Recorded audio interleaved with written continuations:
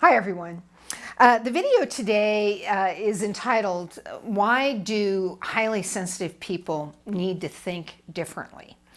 And I'm going to talk in a moment about what is a highly sensitive person in general, what's a general description of that, but why do highly sensitive people need to think differently? If you even opened the link to this video, you might have some inkling that you're a highly sensitive person, or you might wonder if you're a highly sensitive person, and what would that different thinking be? You need to think, if you are in fact a highly sensitive person, you need to think differently, because if you don't, and I'll share with you some of the different thinking you're going to need to do, if you don't, you're going to end up experiencing a significantly higher level of struggle and suffering in life than you need to be experiencing. So let's start with what is a highly sensitive person. Then we'll talk a little bit about how do you need to modify your thinking if you want to reduce struggle and suffering in life, and if you want to instead survive and thrive with your highly sensitive nature. Highly sensitive people are people who it just like it says, they have a higher sensing capacity or talent or ability to more finely sense or more acutely sense things that in themselves, things that are going on outside of themselves and environments. Very often highly sensitive people have very refined nervous or high-strung nervous systems. Very often they are highly intelligent, very often so intelligent that they're capable of processing a lot more data or allowing a lot more data into the computer than many people are capable of doing, and then trying to manage all that data. Highly sensitive people are often very intuitively developed out the gate. If not highly intuitive at right from birth on, that they easily developed those sixth sense capacities. So they're more adept at sensing the things that are invisible to most of the population. Things like highly sensitive people can very often sense things like electromagnetic fields in environments. They'll sense it at a very physical level. They might feel burning or headaches or various things. I have that particular, I am a highly sensitive person, and I have that particular sensing capacity. I can sense radio waves and electromagnetic fields more as physical things than most physically, feel them in the environment, whereas other people, they pass through the other people and they don't feel it at all. I think everybody's probably affected by it, but they don't feel it, is the difference. The highly sensitive person may feel something like that. Highly sensitive people, other invisible things they might sense in the environment or have the capacity to sense would be things like spirit activity. There are disembodied spirits in the space. They might be able to sense emotional energies, imprints that people leave behind. That happens very regularly. Thought patterns that can get stuck in environments. Highly sensitive people are often very empathic, where they can actually sense the emotional activity going on in the person they're standing next to or the person they're having the telephone conversation with, directly feel the emotional responses. So when you have, let me back up a little bit, some of the other things can be heightened, like physical senses, like heightened senses of smell, hearing, like where you'll, sound sensitivity. If the sound is too loud or if the sound is very cacophonous, the highly sensitive person will instantly be aware of the lack of harmony, and it's kind of jarring to their sensitive nature.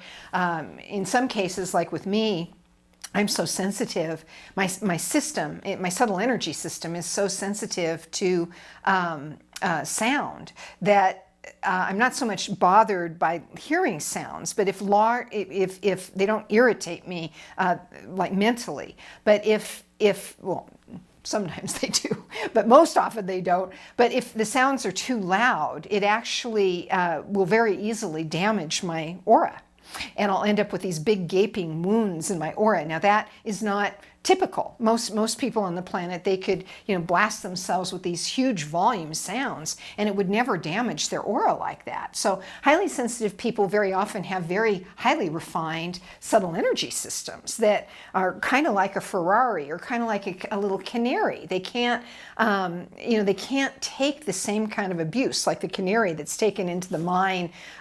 Just because they're so sensitive, they'll be able to tell there's something harmful in the environment before it ever dangerously affects the miners, and the canary will die, and the miners know, uh-oh, there's danger in here, we better get out of here. That's the highly sensitive person. They're sensing things that are out of balance much quicker than the average person, and the sensing of what's out of balance often throws the highly sensitive person out of balance, and then that has to be repaired. So if you are highly sensitive, if you relate to anything that I just said in regards to your sensing capacity, the reason you have to think differently is because the way your energetic system and your physical body is going to respond to all the stimulus around you is different than how other people are going to respond. And like I said, you'll get knocked out of balance much more quickly, and the thing that's knocking you out of balance will very often be very subtle. It's something that wouldn't necessarily affect someone else, and the solution or the remedy to fixing whatever the imbalance that has just occurred with you may be very, very different, the right solution, than what someone who has a little bit more of a Mack truck, a pickup truck type vessel that they're wandering around in. They would just go to the medical doctor, let's say with a physical ailment, and the physical ailment, the doctor would patch them up, and the subtle energy person, the highly sensitive person goes and sees the medical doctor, and the medical doctor can't figure out what's wrong with them, nor can they offer a viable solution, and it's all because what's wrong with them is very energetic. It's at a very preliminary subtle energy level, not this very dense physical level. And if you don't treat it energetically when you're highly sensitive, often the treatment won't work. So I'm going to give you an example of me as a highly sensitive person, typical type of experience for me, and maybe a typical type of experience for you, and you just don't know it, and have been trying to treat stuff like this improperly. That's why, again, thinking differently leads to asking different questions that lead to different solutions for anything that might be out of balance with you. So 5 days ago, all of a sudden, and that's really important to pay attention to all of a sudden, because most highly sensitive people, they really are very body sensitive, most highly sensitive people. And so when something is amuck with their energetic system or their physical system, they recognize it right away. They don't, it's not like a surprise. I remember I had this one boyfriend, and he just had this incredible pain tolerance. He was so out of touch with anything that was happening with his body. And he'd come home from work, and he'd walk in the door, and I would have a splitting headache. And he'd be whistling and doing his thing, and I'd say, do you have a headache? I know, because I know that I'm having an empathic response. Do you have a headache? Does your head hurt? And he'd say, and think about it for a minute. He says, yeah, I do have a slight headache there. And I'd say, well, will you go please take some aspirin, because it's hurting. Go take some aspirin. But that's how he had a headache, but couldn't actually feel his own headache until he zoomed in on it. And I wasn't even in his body, and I could feel it. So I don't want to, I've lost my train of thought. Back to my story. So highly sensitive people, they'll notice, like, when a pain develops, like the second it develops, where someone else might, maybe it has to be there for 5 minutes or 10 minutes for an hour before it really catches the attention of the person who has the pain. Whereas one of the traits of a highly sensitive person is they notice it immediately. They notice the imbalance immediately. So this happened to me 5 days ago. Immediately, I felt this out of nowhere. I feel this very sharp pain in it felt like my right kidney or adrenal, but a little bit lower. It felt like my kidney. And it went from there, within a matter of minutes, escalated to my whole lower half of my body feeling incredibly uncomfortable, my stomach starting to bloat out that fast. Started feeling weak and kind of tired and fatigued. My emotional state shifted very quickly. I started feeling anxious for no reason at all. I was overwhelmed very rapidly with I was working on a big project, and just very rapidly, I mean, within 10 minutes, I felt incapable of doing the project, like I didn't have the skills to do the type of work I've done for decades. Just like overwhelmed. What am I doing? Why am I picking this? I don't have the talent to do that. I mean, I was literally having those kinds of thoughts. And so because of my experience, now some people, I was nauseated. Some people, or most people, something like that would happen to them. First of all, they probably wouldn't notice immediately how terrible they were feeling.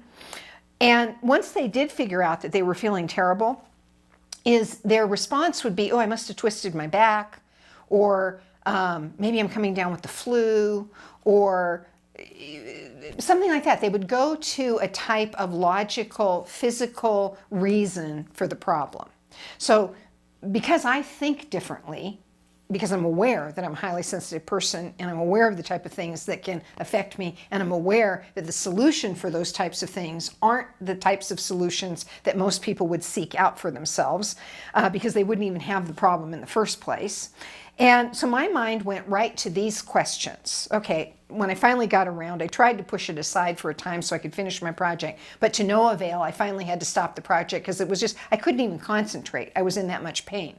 And so I said, okay, stop. We need to figure out what's going on. So my first question is this, and write down this series of questions, because this will help you tremendously if all you do at the end of today's video is, if you are a highly sensitive person, or even if you're not, these questions may be helpful. Start asking these questions anytime you start feeling icky, anytime you start feeling painful, or all of a sudden you start feeling a lack of confidence in yourself, start having doubts, start having anxiety, start feeling depressed, anything like that. Ask these questions. Number one, and this is exactly what I did, of this weirdness that I'm feeling, these pains, this emotional state that I'm feeling, how much of this on a scale of 0 to 100% is being generated by something physically going wrong inside my body?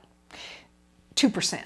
So there was some kind of physical thing, but it was very minor. Okay, next question would be, how much of what's going on with me right now is environmental? It is related to some kind of shift in the environment. It came upon me instantly. Does it have anything to do with some kind of environmental shift? Earthquake activity, all of a sudden then I can sense some kind of cosmic stuff going on. Maybe there's all kinds of things that can happen in environments, and it can happen instantaneously, or you can be sitting there for a half an hour and kind of bearing it, and all of a sudden it's affecting you. And it could be something like that. So how much of it is environmentally driven? The answer was 20%. So it did have something to do with the environment. And but that's only 22%, something like that. So the next question was, okay, what about spirits? Because again, highly sensitive people can sense they sense and react more quickly than most people to invisible things in the environment. So one of the invisible possibilities is spirit activity. What about spirits? Do I have any disembodied spirits attached to me? The answer was yes, but that was only about 3% of the problem. So okay, I know I've got to clear some spirits. I know that there's some kind of environmental issue affecting me. Some kind of physical thing is going on. Who knows what? It could be as simple as a mineral deficiency. I don't know at this point, but that still only gets me to like less than 30% of the causal factor. Fourth category I'm going to ask about is, what about human activity, psychic, spirit, emotional activity, like me popping belief codes, awakening belief codes from my own memory archives. Is any of that going on? Yes, some of that was going on, but that was really only about 5% of the problem. And what about energetic exchanges or entanglements with other people or other people's energy fields? And bingo, that was it. 70% of the problem was the fact that I had been Chakralinked. And I'd actually been Chakralinked 2 days prior and didn't know it, but my psychic shielding had been so strong that it kind of kept the Chakralinks, which is kind of an energetic cord that can hook into your system and vice versa. And it puts you online with the other person's energetic system. And if they're not very balanced or they've got stuff going on, that can be very uncomfortable. And it ends up, 2 people chakra linked me, and both of them had pretty screwed up systems. They had stuff going on in there that was very imbalanced, and it threw my system, because it's almost like being in on a modem connection with 2 other computers. It threw my system into a state of chaos, and that was all the pain that I was feeling. But the reason it didn't happen 2 days prior is because my psychic shielding had been so strong. It's kind of like the cords want to get into my system. They're targeting my system, but I've got this great shielding. But on that day that I was in my office, this cosmic activity that was occurring that was creating the environmental problem actually weakened my shielding, caused damage in my chakra system at it's called spirit unit damage, and that dropped the psychic shielding gateways basically, and the chakra links got in, and boom, that's why it was so instantaneous that I could feel the sharp pain in my back. So typical day for me. Not that I have this kind of stuff every day, but I mean, this is the bizarre world of the highly sensitive person that has this kind of capacity and this kind of refined subtle energy system that can be penetrated like that more easily than most other people, because of the sheer sensitivity level.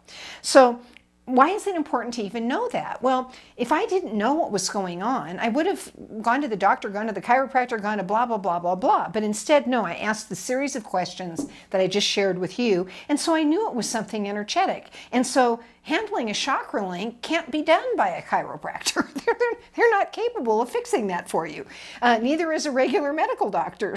But I know how to fix that. And so I took 10 minutes and I dislodged the chakra links, and just as quickly, once I figured out the chakra links were there, just as quickly the pains and everything go away, and I'm feeling great again. I'm having no sense of self-doubt or disempowerment or anything like that. None of that emotional activity was actually me. It was somebody else, and I was simply feeling their thoughts. But when their thoughts and feelings get into your computer, you can't differentiate between their stuff and yours other than to intuit, am I dealing with someone else's energy, like I just showed you how to do. So when you are a highly sensitive person, experiences like this will happen. The experiences like this actually happen to everybody. But when you're a highly sensitive person, not only will it happen more frequently, things like this, but it'll knock you harder than it would knock. Somebody else would get chakra linked. I've had clients that have been chakra linked for years. I've had clients who have been chakra linked for decades. And yes, that brought problems into their lives, but it definitely didn't cripple them. It didn't flatten them. Something like that, if it had happened to me, it would just flatten me in a matter of days. So knowing that you're so sensitive, knowing that the things that might be affecting you might be invisible. In fact, most of the time it's probably going to be invisible stuff that's affecting you, not the stuff that affects the rest of the population in a big way. And you'll ask better questions, and you'll seek out, you'll learn about how to treat subtle energy problems, because that's probably what you're going to need to know how to treat to stay in really good shape. So it begins there, thinking differently about what might be causing especially physical things that are going on with you, physical pains, ailments, diseases, that type of thing. What is that all about? What are the causal factors? Getting smarter and asking different questions. The second thing, thinking differently approach that a highly sensitive person needs to do is thinking differently just about yourself. A lot of times highly sensitive people, they recognize they're sensitive, but they warp that into a type of disability type thing, that I've got these sensitivities, or I'm acutely sensitive to this, and I have all these digestive problems, or I'm sensitive to chemicals and all this kind of stuff, and they torque the whole thing into a type of disability where they can't cope effectively in our world today. And so the second thing you really need to do, and maybe it's the first thing you need to do, is recognize that you are highly sensitive, and that means different, not disabled. Very big difference there. It means different, not disabled. In that same breath, it means that because you're different, you need to start thinking differently about how you're managing your life, your exposures, because you are different.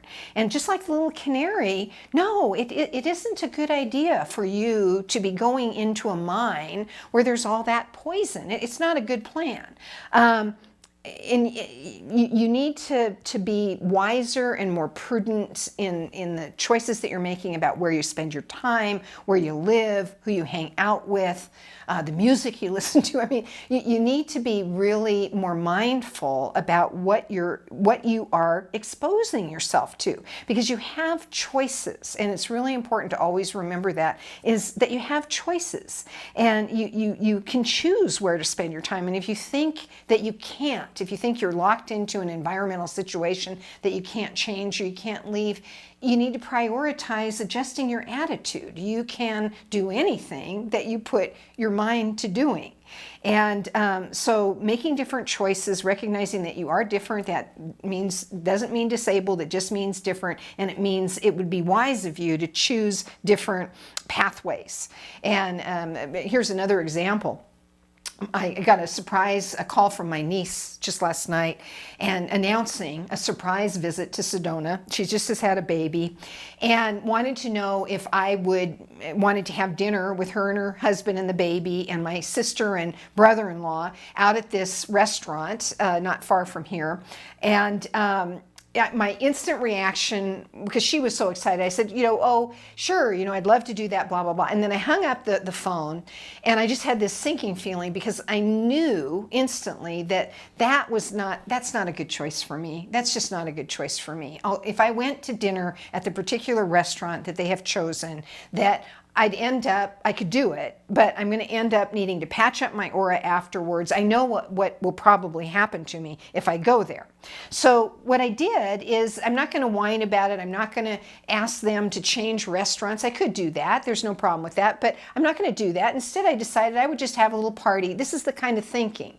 How can we still spend time together in a way where everybody feels great? It works for me. It works for them. And the decision I made was, I called my sister and I said, when my niece arrives, tell her I'm so sorry, but I can't make it for dinner tonight. And what I am going to do is, I'd like to have everybody come to my house for dinner tomorrow night, and we'll have a fun time here. And that's exactly what everybody agreed to do. I didn't have to mention, because that environment's hard on me or anything like that. I just very happily said, I can't make it. Here's what I'd like to do instead. Would you guys like to do that? They all said yes, and blah, blah, blah, blah, blah. So it's being aware of what your capacities are, and holding true to yourself, and not, I think another thing is not expecting the whole world to warp itself around you. There's a lot of stuff out there that is really hard on highly sensitive people today. It's probably not going to change, and it's probably not realistic for us to expect that. So what we need to do is, we just need to change ourselves, change our modus operandi, so we can thrive in the very world that we're living in. And I can run an online training company. I'm surrounded by technology all day long, and here's someone who is hypersensitive to electromagnetic fields. How in the world do I do that? Because I've adapted an environment that's all low threat stuff to me, and I can work for 10 to 12 hours a day amidst all my equipment without a scratch, because I've taken it as my responsibility to make all the adaptations to my equipment, my home, my office, all that type of thing. I don't hold anybody else responsible for that. So there you have it. Think differently. If you're a highly sensitive person, it will serve you well. You'll be able to point yourself in the right direction. You can survive. You can thrive as a highly sensitive person. So I hope you learned a lot today, and I'll talk to you again next time. Bye for now.